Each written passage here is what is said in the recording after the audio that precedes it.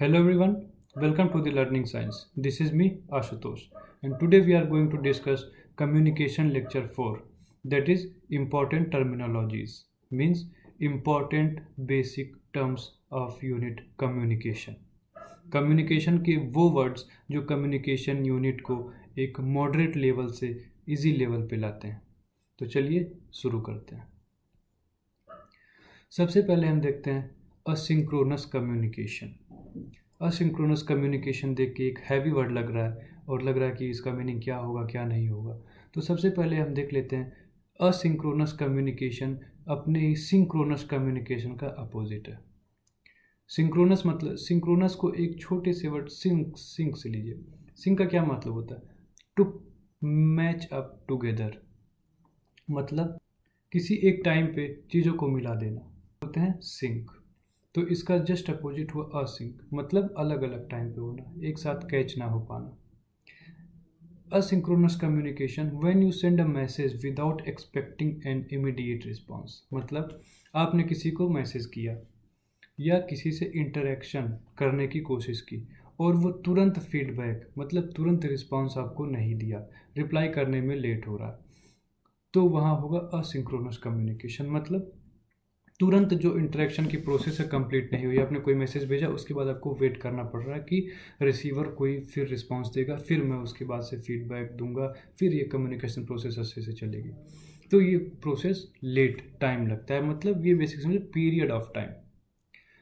Example, you send an email. I open and respond to the email server several hours later. मतलब मैंने आपको email किया, आपने किसी को ईमेल किया और वो तुरंत रिस्पॉन्स ना देके अगले दिन, अगले हफ्ते या नेक्स्ट मंथ में रिस्पॉन्स देता है। तो ये होता है असिंक्रोनस कम्युनिकेशन। जैसे कोई रिपोर्टर है, फील्ड पे गया है कि कोई इंसिडेंट हो गई है, वहाँ वो न्यूज़ लेगा, उसे लिखेगा, फिर वो जाके अपने ऑफिस में देगा, न्यूज़पेपर ऑफिस में देगा, फिर वो छपेगी और अगले दिन वो न्यूज़ बन के लोगों के पास आएगी। फिर वो लोग जो पढ़ेंगे वो उनके लिए होगा असिंक्रोनस कम्युनिकेशन। मतलब इंसिडेंट तो पहले दिन हो चुका है, उसके पहले एक दिन हो चुका है, लेकिन वो घटना सामने आ रही है लोगों के अगले दिन।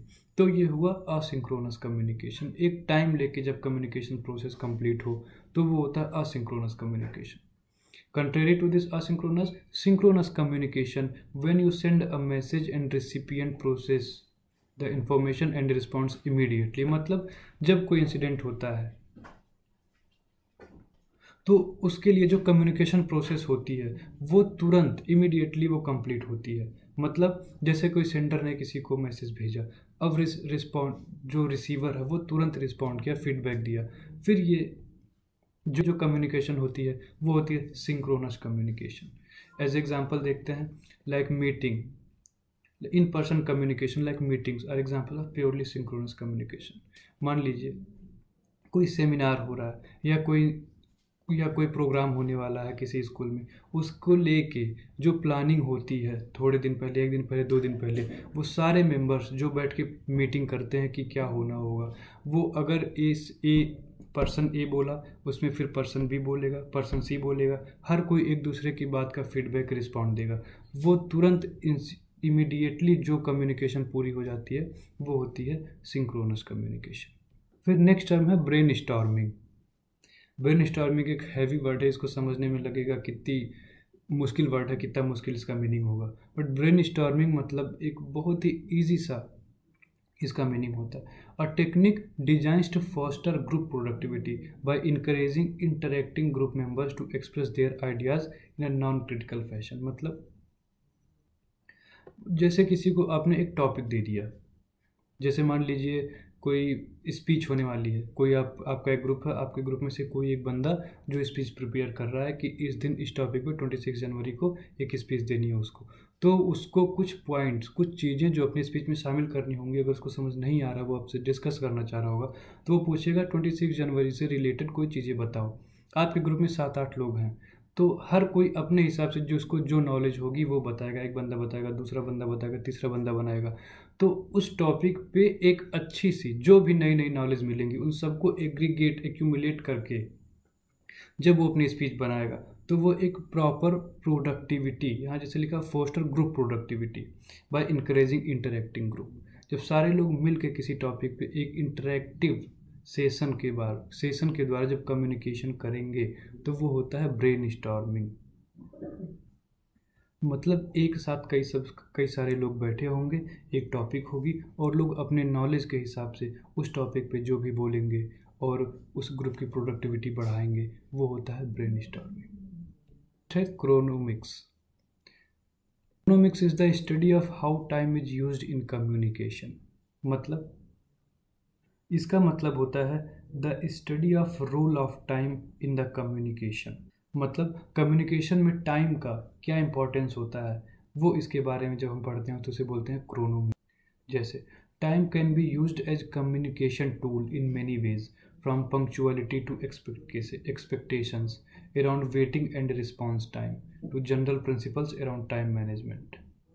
मतलब इसका बेसिकली एक जनरलाइज वे में क्रोनोमिक्स का मतलब ये होता है कि कोई बंदा जैसे है वो कम्युनिकेशन में टाइम को कितना ज़्यादा इंपॉर्टेंस दे रहा है। जैसे मान लीजिए अगर आप किसी ऑफिस में काम कर रहे हैं और अगर आप लेट गए टाइम से, अगर आपकी टाइमिंग 10 बजे पहुंचने की है, आप पहुंच रहे हैं 10:30 बजे, तो वहाँ बाकी जो एम्प्लॉय काम आपके साथ, कलीग आपके साथ काम कर रहे होंगे, वो अजीब सा निगेटिव इंप्रेशन आपको देखेंगे, अजीब सा मुंह बनाएंगे। तो ये पता चलता है वहाँ पे किस तरीके से आपको कम्युनिकेशन में टाइम को ध्यान रखने की ज़रूरत होती है। अगर आप मान लीजिए कहीं जा रहे हैं, अगर आप ऑफिस के लिए लेट हो रहे हैं, आपसे रास्ते में जो कोई भी मिलेगा आप उससे उतने अच्छे से बात नहीं कर पाएंगे, बोलेंगे oh shit I am late, तो आप उससे उतने अच्छे से कम्युनिकेशन नहीं कर पाएंगे। तो इन सब चीज़ों का जब टाइम का हम स्टडी करते हैं कम्युनिकेशन में, तो वो इसके क्रोनोमिक्स के अंडर फॉल आउट होता है। नेक्स्ट है कम्युनिकेशन एप्रीहेंशन। कम्युनिकेशन एप्रीहेंशन मतलब एक बहुत ही बेसिक सी चीज़ होती है, भले देखने में एक थोड़ा हैवी वर्ड लग रहा है। इसका मतलब होता है द फियर और anxiety associated with either real और anticipated communication with another person और पर्सन्स। देखिए कोई क्लास है, ये तो एकदम मतलब फैक्ट है, कोई भी क्लास होता है उसमें कुछ बंदे ऐसे होते हैं जो क्लास में बोलना नहीं चाहते। ऐसा या तो अपनी मर्जी से होता है, चाहे ऐसा भी होता है कि वो बोलना चाहते हैं बट वो बोल ही नहीं पाते। तो बेसिकली कम्युनिकेशन अप्रीहेंशन का मतलब वो होता है जो बंदे के साथ पब्लिक फॉर्म में, पब्लिक स्टेज पे बोलने में फियर और एंजाइटी फील होती है, वो होता है कम्युनिकेशन अप्रीहेंशन। अगर मान लीजिए कोई बैक बेंचर जो पीछे बैठता है, उससे अगर टीचर कोई टॉपिक पे जो पढ़ा रहे हैं उससे पूछ लिए खड़े होकर बताओ तुम इसका मतलब क्या हुआ, अगर उस बंदे को आता भी रहे तो वो नहीं बता पाता, वो नर्वस हो जाता है। इसी चीज़ को बोलते हैं कम्युनिकेशन एप्रीहेंशन। इसका जस्ट अपोजिट होता है कम्युनिकेशन कॉम्पिटेंस, मतलब ability to take part in effective communication. जैसे जो बोले जाते हैं ऐसे सो कॉल्ड जो फर्स्ट बेंचर्स होते हैं, वो कोई भी टॉपिक जो टीचर्स पढ़ा रहे हैं, वो अगर टीचर्स फिर उनसे अपोजिट होकर पूछता कि बताओ इसके बारे में, वो बहुत अच्छे से इफेक्टिवली कम्युनिकेट करके अपनी बातों को समझा देते हैं। तो ये होता है कम्युनिकेशन कॉम्पिटेंस। नेक्स्ट है cross cultural communication. Cross cultural communication is a process of creating and sharing meaning among people from different cultural backgrounds using a variety of means। मतलब ऐसा कम्युनिकेशन जिसमें दो या दो से अधिक कल्चर के लोग एक साथ बैठ के कम्युनिकेट करते हैं।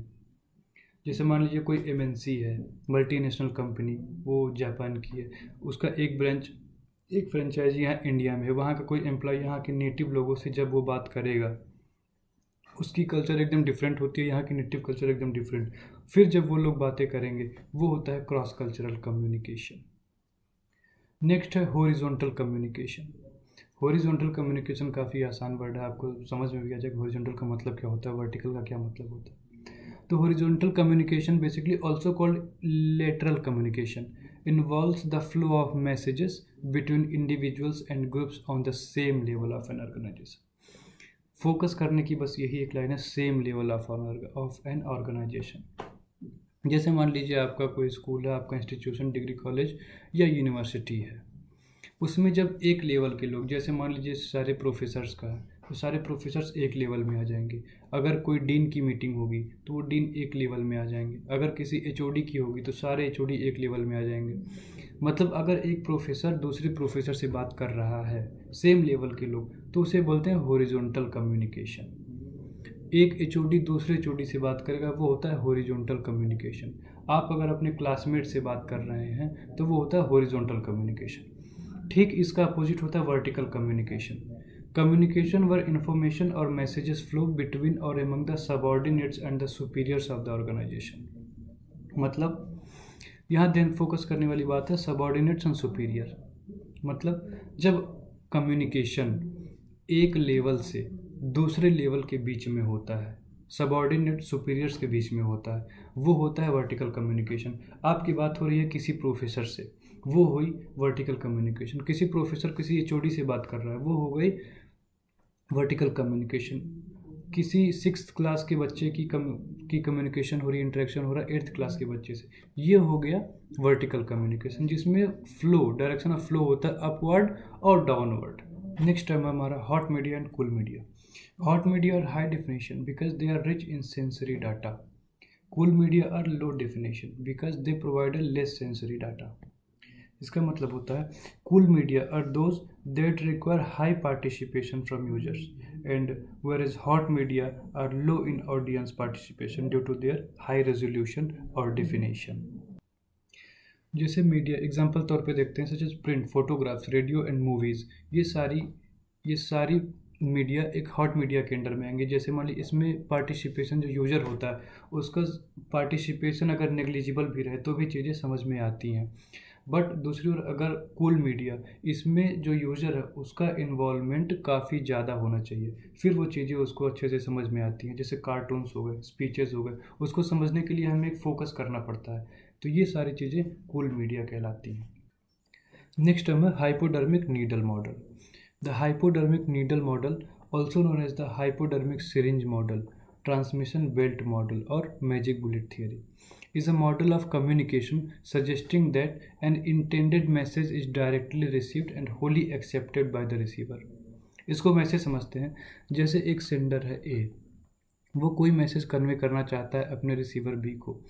तो जब सेंडर ए अपनी पूरी बात को, अपनी इंटेंशन को पूरे same as it is B को समझा लेता है, तो वो होता है हाइपोडर्मिक नीडल मॉडल। मतलब ए की पूरी इंटेंशन बी को एकदम एग्जैक्ट एज इट इज़ ही समझ में आती है। उसके बाद वो जब फीडबैक ए को देता है तो ये पूरी प्रोसेस कहलाती है हाइपोडर्मिक नीडल मॉडल। मतलब कोई नॉइस बैरियर नहीं होते इसमें, 0 या टेंड्स टू 0 होते हैं या नेग्लिजिबल होते हैं। एक इफेक्टिव कम्युनिकेशन को हाइपोडर्मिक नीडल मॉडल कहते हैं।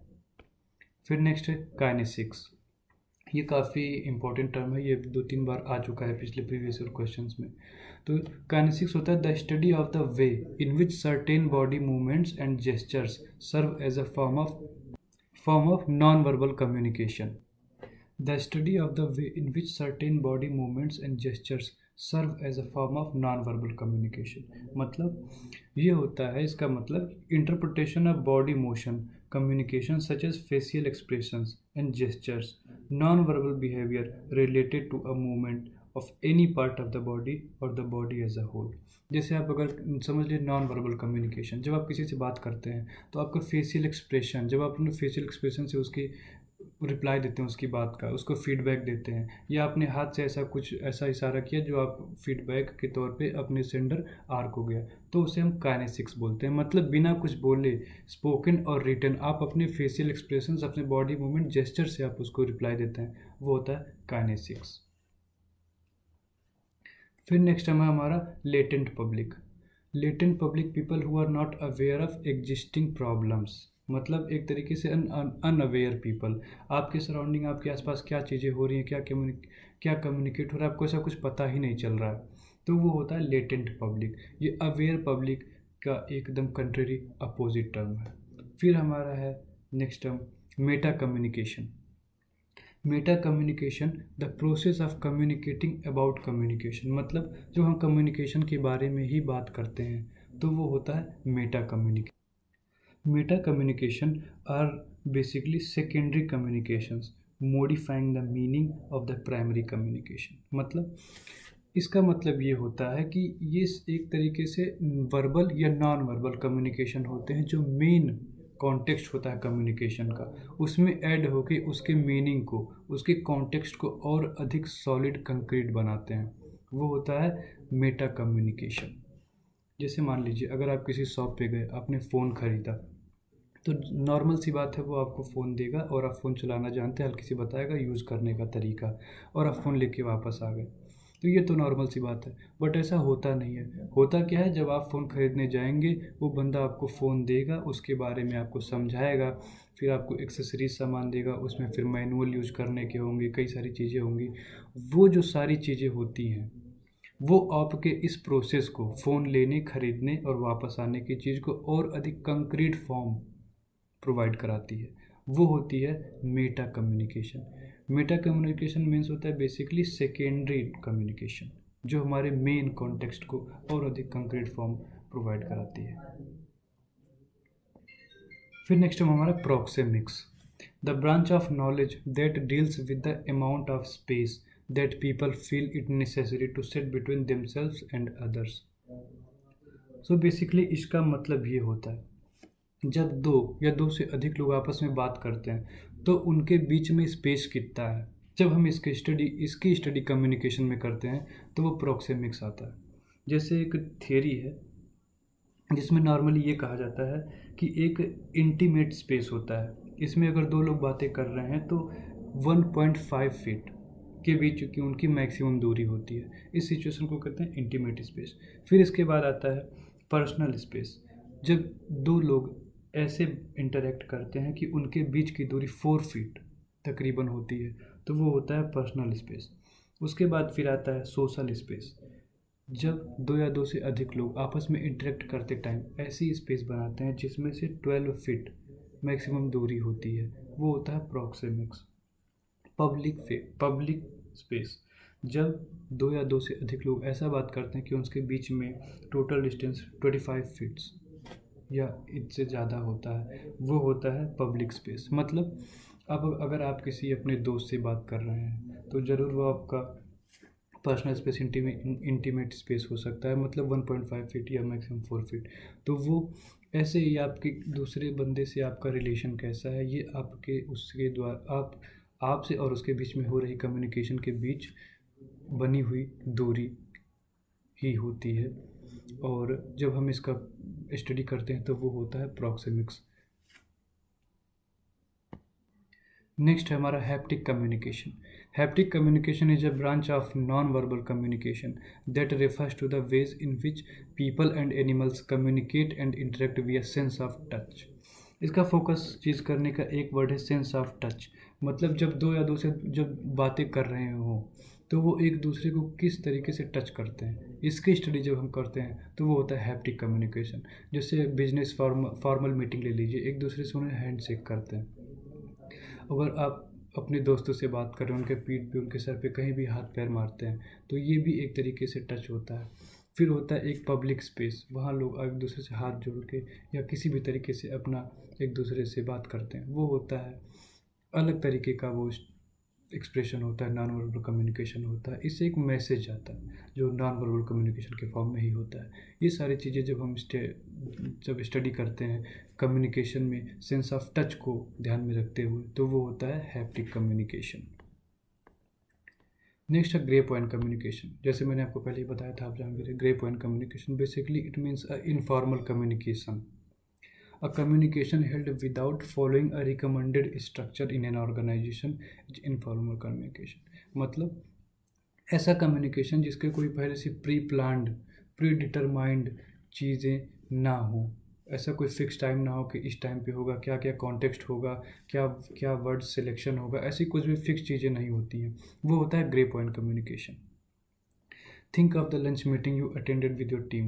The conversation during such times revolves around your work, yet it remains unofficially and forms informal or personal relationship between you and your team members। जैसे आप किसी office में काम कर रहे हैं, ऑफिस टाइम होने के बाद जब सारे कलीग आप अपने पीयर्स या अपने दोस्तों के साथ, फिर जब आप मीटिंग अटेंड करने के बाद एक दूसरे के साथ लंच करते हैं, फिर जो आप बातें करते हैं, वो होती है बेसिकली ग्रे पॉइंट कम्युनिकेशन, जिसका कोई कॉन्टेक्स्ट पहले से डिटरमाइंड नहीं होता, ना कोई टाइम फिक्स होता है। तो ये सारी चीज़ें होती हैं grey point communication, informal communication. Next है सिमेंटिक बैरियर्स।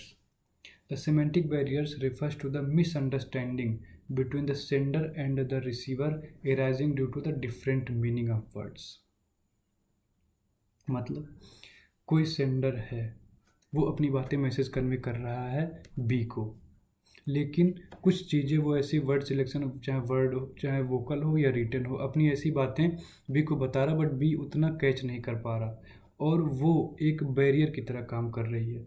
तो वो होता है सेमेंटिक बैरियर। जैसे मान लीजिए ये वर्ड लिखा है, the research led to the discovery of lead, मतलब इसकी स्पेलिंग सेम है, लेड की और लीड की, बट अगर पढ़ने वाला बंदा इसको लीड और दोनों को लीड ही पढ़ रहा है या दोनों को लेड ही पढ़ रहा है, फिर यह आएगा सिमेंटिक बैरियर में। मतलब जो मैसेज कन्वे ए कर रहा है बी उसको same as it is catch नहीं कर पा रहा, वो होता है semantic barrier. Clear? In this sentence, both the words have the same spelling but different pronunciation and different meanings. Led, एक लेड का मतलब होता है आगे जाना, खोज करना, डिस्कवरी करना। दूसरा होता है लेड, लेड एक सब्सटेंस है। The research led to the discovery of lead.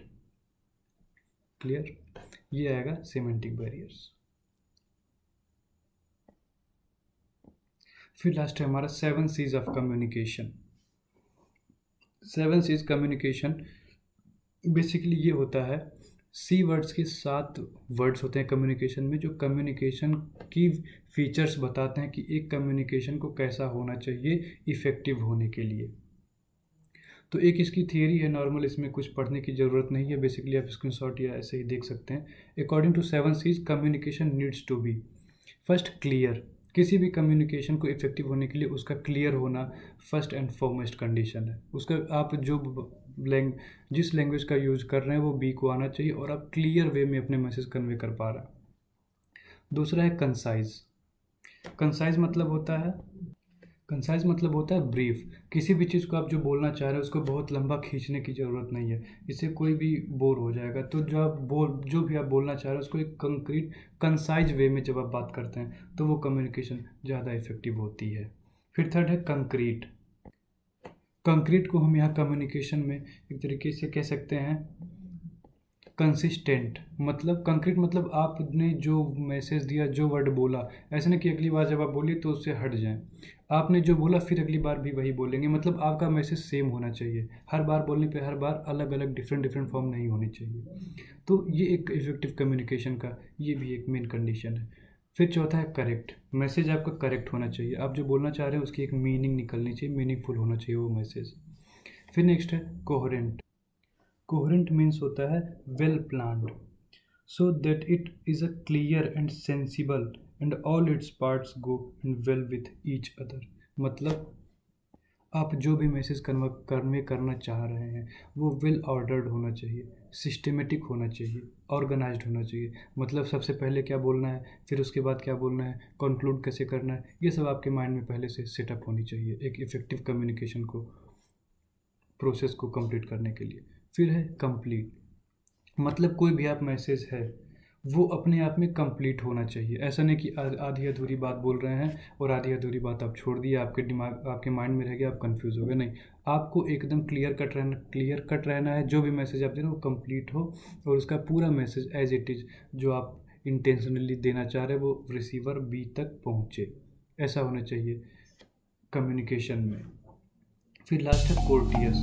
Courteous का मतलब होता है, इसका मीनिंग होता है पोलाइट एंड प्लीजिंग।